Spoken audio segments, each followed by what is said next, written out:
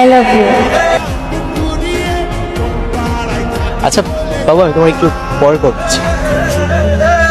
আপনি কি আমারে প্রপোজ করলেন? কেন, আশেপাশে কি আর কেউ আছে নাকি? না। তাহলে তো আমার মনে হয় আমি আপনাকেই প্রপোজ করলাম। তোমার সাহস তো কম না। সাহস? প্রপোজ করতে সাহস লাগে নাকি? প্রপোজ করলে কি মামলা দিবেন? এই দেশে ইফটিজিং মামলা থাকলেও আদম টিজিং বলে কিন্তু কোনো মামলা নাই। সুতরাং সাহস বা ভয়ের তো কোনো প্রয়োজন দেখছে না। একটা কষা থাপ্পড় দিব, আমার মেজাজটা কিন্তু এখন সত্যি সত্যি অনেক খারাপ হইতেছে।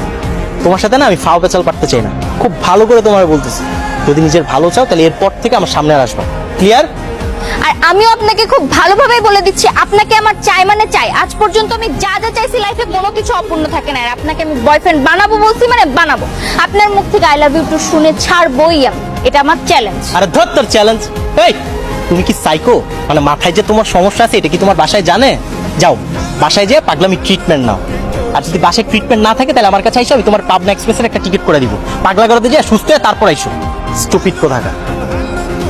শোনো, আমার না গার্লফ্রেন্ড আছে আর আমি ওর কাছে কমিটেড।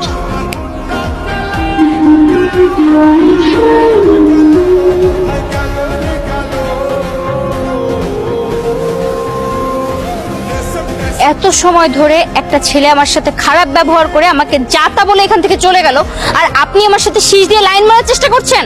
আপা, আপনি আমাকে মনে হয় ভুল বুঝতেছেন।